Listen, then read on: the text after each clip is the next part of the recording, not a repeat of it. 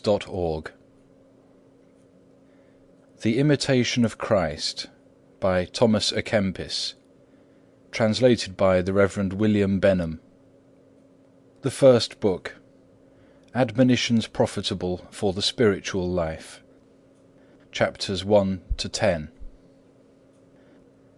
Chapter 1. Of the Imitation of Christ, and of Contempt of the World and all its vanities. He that followeth me shall not walk in darkness, saith the Lord. John chapter 8, verse 12. These are the words of Christ, and they teach us how far we must imitate His life and character if we seek true illumination and deliverance from all blindness of heart. Let it be our most earnest study, therefore, to dwell upon the life of Jesus Christ. His teaching surpasseth all teaching of holy men, and such as have His Spirit find therein the hidden manna. Revelations chapter 2, verse 17.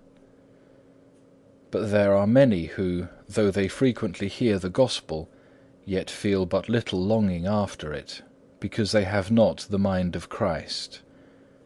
He, therefore, that will fully and with true wisdom understand the words of Christ, let him strive to conform his whole life to that mind of Christ. What doth it profit thee to enter into deep discussion concerning the Holy Trinity, if thou lack humility, and be thus displeasing to the Trinity? For verily it is not deep words that make a man holy and upright, it is a good life which maketh a man dear to God. I had rather feel contrition than be skilful in the definition thereof. If thou knewest the whole Bible, and the sayings of all the philosophers, what should all this profit thee, without the love and grace of God? Vanity of vanities, all is vanity, save to love God, and Him only to serve. That is the highest wisdom, to cast the world behind us, and to reach forward to the heavenly kingdom. It is vanity, then, to seek after and to trust in the riches that shall perish. It is vanity, too, to covet honours, and to lift up ourselves on high. It is vanity to follow the desires of the flesh and be led by them, for this shall bring misery at the last. It is vanity to desire a long life, and to have little care for a good life. It is vanity to take thought only for the life which now is, and not to look forward to the things which shall be hereafter. It is vanity to love that which quickly passeth away, and not to hasten where eternal joy abideth. Be oft times mindful of the saying, the eye is not satisfied with seeing, nor the ear with hearing. Ecclesiastes chapter 1, verse 8. Strive therefore to turn away thy heart from the love of the things that are seen, and to set it upon the things that are not seen. For they who follow after their own fleshly lusts defile the conscience and destroy the grace of God. Chapter 2. Of thinking humbly of oneself. There is naturally in every man a desire to know, but what profiteth knowledge without the fear of God? Better of a surety is a lowly peasant who serveth God, than a proud philosopher who watcheth the stars, and neglecteth the knowledge of himself. He who knoweth himself well is vile in his own sight, neither regardeth he the praises of men. If I knew all the things that are in the world, and were not in charity, what should it help me before God, who is to judge me according to my deeds?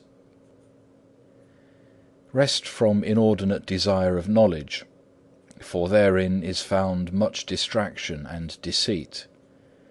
Those who have knowledge desire to appear learned and to be called wise. Many things there are to know which profiteth little or nothing to the soul. and foolish out of measure is he who attendeth upon other things, rather than those which serve to his soul's health. Many words satisfy not the soul, but a good life refresheth the mind, and a pure conscience giveth great confidence towards God. The greater and more complete thy knowledge, the more severely shalt thou be judged, unless thou hast lived holily. Therefore be not lifted up by any skill or knowledge that thou hast, but rather fear concerning the knowledge which is given to thee. If it seemeth to thee that thou knowest many things, and understandest them well, know also that there are many more things which thou knowest not. Be not high-minded, but rather confess thine ignorance. Why desirest thou to lift thyself above another, when there are found many more learned and more skilled in the Scripture than thou? If thou wilt know and learn anything with profit, love to be thyself unknown, and to be counted for nothing.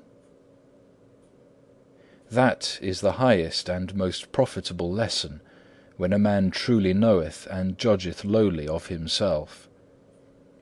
To account nothing of oneself, and to think always kindly and highly of others, this is great and perfect wisdom. Even shouldest thou see thy neighbour sin openly or grievously, yet thou oughtest not to reckon thyself better than he, for thou knowest not how long thou shalt keep thine integrity. All of us are weak and frail. Hold thou no man more frail than thyself. Chapter 3. Of the knowledge of truth. Happy is the man whom truth by itself doth teach, not by figures and transient words, but as it is in itself. Psalm 94, verse 12. Numbers 12, verse 8. Our own judgment and feelings often deceive us, and we discern but little of the truth. What doth it profit to argue about hidden and dark things, concerning which we shall not be even reproved in the judgment, because we knew them not? O grievous folly, to neglect the things which are profitable and necessary, and to give our minds to things which are curious and hurtful. Having eyes we see not. And what have we to do with talk about genus and species? He to whom the eternal Word speaketh is free from multiplied questionings. From this one word are all things, and all things speak of him. This is the beginning which also speaketh unto us. John chapter 8, verse 25. No man without him understandeth or rightly judgeth. The man to whom all things are one, who bringeth all things to one, who seeth all things in one, he is able to remain steadfast of spirit and at rest in God. O God, who art the truth, make me one with Thee in everlasting love. It wearieth me oftentimes to read and listen to many things. In Thee is all that I wish for and desire. Let all the doctors hold their peace, let all creation keep silence before Thee. Speak Thou alone to me. The more a man hath unity and simplicity in himself, the more things and the deeper things he understandeth, and that without labour, because he receiveth the light of understanding from above. The spirit which is pure, sincere, and steadfast is not distracted, though it hath many works to do, because it doth all things to the honour of God, and striveth to be free from all thoughts of self-seeking. Who is so full of hindrance and annoyance to thee as thine own undisciplined heart? A man who is good and devout arrangeth beforehand within his own heart the works which he hath to do abroad, and so is not drawn away by the desires of his evil will, but subjecteth everything to the judgment of right reason. Who hath a harder battle to fight than he who striveth for self-mastery? And this should be our endeavour, even to master self, and thus daily to grow stronger than self, and go on unto perfection. All perfection hath some imperfection joined to it in this life, and all our power of sight is not without some darkness. A lowly knowledge of thyself is a surer way to God than the deep searching of man's learning. Not that learning is to be blamed, nor the taking account of anything that is good, but a good conscience and a holy life are better than all. And because many seek knowledge rather than good living, therefore they go astray, and bear little or no fruit. Oh, if they would give that diligence to the rooting out of vice, and the planting of virtue which they give unto vain questionings, there had not been so many evil doings and stumbling blocks among the laity, nor such ill living among houses of religion. Of a surety, at the day of judgment, it will be demanded of us, not what we have read, but what we have done; not how well we have spoken, but how holily we have lived. Tell me, where now are all those masters and teachers whom thou knewest well, whilst they were yet with you, and flourished in learning? Their stalls are now filled by others, who perhaps never have one thought concerning them. Whilst they lived, they seemed to be somewhat, but now no one speaks of them. Oh, how quickly passeth the glory of the world away! Would that their life and knowledge had agreed together, for then would they have read and inquired unto good purpose. How many perish through empty learning in this world, who care little for serving God, and because they love to be great more than to be humble, therefore they have become vain in their imaginations. He only is truly great who hath great charity. He is truly great who deemeth himself small, and counteth all height of honour as nothing. He is the truly wise man who counteth all earthly things as dung, that he may win Christ. And he is the truly learned man who doeth the will of God, and forsaketh his own will. Chapter 4. Of Prudence in Action. We must not trust every word of others or feeling within ourselves, but cautiously and patiently try the matter, whether it be of God. Unhappily, we are so weak that we find it easier to believe and speak evil of others rather than good. But they that are perfect do not give ready heed to every news-bearer, for they know man's weakness, that it is prone to evil and unstable in words. This is great wisdom, not to be hasty in action or stubborn in our own opinions. A part of this wisdom also is not to believe every word we hear, nor to tell others all that we hear, even though we believe it. Take counsel with a man who is wise and of a good conscience, and seek to be instructed by one better than thyself, rather than to follow thine own inventions. A good life maketh a man wise toward God, and giveth him experience in many things. The more humble a man is in himself, and the more obedient towards God, the wiser he will be in all things, and the more shall his soul be at peace. Chapter 5. Of the reading of Holy Scriptures. It is truth which we must look for in Holy Writ, not cunning of words. All Scripture ought to be read in the spirit in which it was written.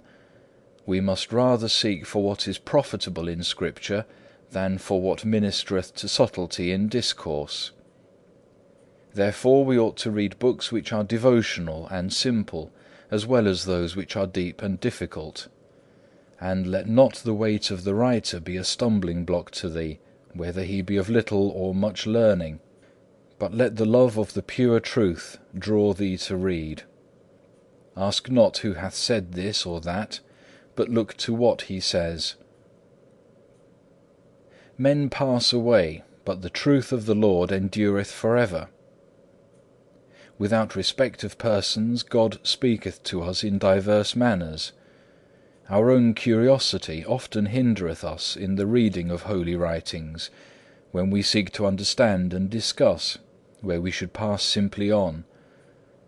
If thou wouldst profit by thy reading, read humbly, simply, honestly, and not desiring to win a character for learning. Ask freely, and hear in silence the words of holy men, nor be displeased at the hard sayings of older men than thou, for they are not uttered without cause. Chapter 6. Of inordinate affections. Whensoever a man desireth aught above measure, immediately he becometh restless. The proud and the avaricious man are never at rest, while the poor and lonely of heart abide in the multitude of peace. The man who is not yet wholly dead to self is soon tempted, and is overcome in small and trifling matters. It is hard for him who is weak in spirit, and still in part carnal and inclined to the pleasures of sense, to withdraw himself altogether from earthly desires, and therefore when he withdraweth himself from these, he is often sad, and easily angered too if any oppose his will. But if, on the other hand, he yield to his inclination, immediately he is weighed down by the condemnation of his conscience, for that he hath followed his own desire, and yet in no way attained the peace which he hoped for. The true peace of heart is to be found in resisting passion, not in yielding to it. And therefore there is no peace in the heart of a man who is carnal, nor in him who is given up to the things that are without him, but only in him who is fervent towards God and living the life of the Spirit. Chapter 7. Of fleeing from vain hope and pride. Vain is the life of that man who putteth his trust in men, or in any created thing. Be not ashamed to be the servant of others for the love of Jesus Christ, and to be reckoned poor in this life. Rest not upon thyself, but build thy hope in God. Do what lieth in thy power, and God will help thy good intent. Trust not in thy learning, nor in the cleverness of any that lives, but rather trust in the favour of God, who resisteth the proud and giveth grace to the humble. Boast not thyself in thy riches if thou hast them, nor in thy friends if they be powerful, but in God who giveth all things, and in addition to all things desireth to give even himself. Be not lifted up because of thy strength or beauty of body, for with only a slight sickness it will fail and wither away. Be not vain of thy skilfulness or ability, lest thou displease God, from whom cometh every good gift which we have. Count not thyself better than others, lest perchance thou appear worse in the sight of God, who knoweth what is in man. Be not proud of thy good works, for God's judgments are of another sort than the judgments of man, and what pleaseth man is ofttimes displeasing to him. If thou hast any good, believe that others have more, and so thou mayest preserve thy humility. It is no harm to thee if thou place thyself below all others, but it is great harm if thou place thyself above even one. Peace is ever with the humble man, but in the heart of the proud there is envy and continual wrath. Chapter 8. Of the danger of too much familiarity. Open not thine heart to every man, but deal with one who is wise and feareth God. Be seldom with the young and with strangers. Be not a flatterer of the rich, nor willingly seek the society of the great. Let thy company be the humble and the simple, the devout and the gentle, and let thy discourse be concerning things which edify. Be not familiar with any woman, but commend all good women alike unto God. Choose for thy companions God and his angels only, and flee from the notice of men. We must love all men, but not make close companions of all. It sometimes falleth out that one who is unknown to us is highly regarded through good report of him, whose actual person is nevertheless unpleasing to those who behold it. We sometimes think to please others by our intimacy, and forthwith displease them the more by the faultiness of character which they perceive in us. Chapter 9. Of Obedience and Subjection. It is verily a great thing to live in obedience, to be under authority, and not to be at our own disposal. Far safer is it to live in subjection than in a place of authority. Many are in obedience from necessity rather than from love. These take it amiss, and repine for small cause. Nor will they gain freedom of spirit, unless with all their heart they submit themselves for the love of God. Though thou run hither and thither, thou wilt not find peace, save in humble subjection to the authority of him who is set over thee. Fancies about places and change of them have deceived many. True it is that every man willingly followeth his own bent, and is the more inclined to those who agree with him. But if Christ is amongst us, then it is necessary that we sometimes yield up our own opinion for the sake of peace. Who is so wise as to have perfect knowledge of all things? Therefore trust not too much to thine own opinion, but be ready also to hear the opinions of others. Though thine own opinion be good, yet if for the love of God thou foregoest it, and followest that of another, thou shalt the more profit thereby. Ofttimes I have heard that it is safer to hearken and to receive counsel than to give it. It may also come to pass that each opinion may be good, but to refuse to hearken to others when reason or occasion requireth it, is a mark of pride or wilfulness. Chapter 10. Of the danger of superfluity of words. Avoid, as far as thou canst, the tumult of men, for talk concerning worldly things, though it be innocently undertaken, is a hindrance, so quickly are we led captive and defiled by vanity. Many a time I wish that I had held my peace, and had not gone amongst men. But why do we talk and gossip so continually, seeing that we so rarely resume our silence without some hurt done to our conscience? We like talking so much because we hope by our conversations to gain some mutual comfort, and because we seek to refresh our wearied spirits by variety of thoughts. And we very willingly talk and think of those things which we love or desire, or else of those which we most dislike. But alas, it is often to no purpose and in vain, for this outward consolation is no small hindrance to the inner comfort which cometh from God. Therefore must we watch and pray that time pass not idly away.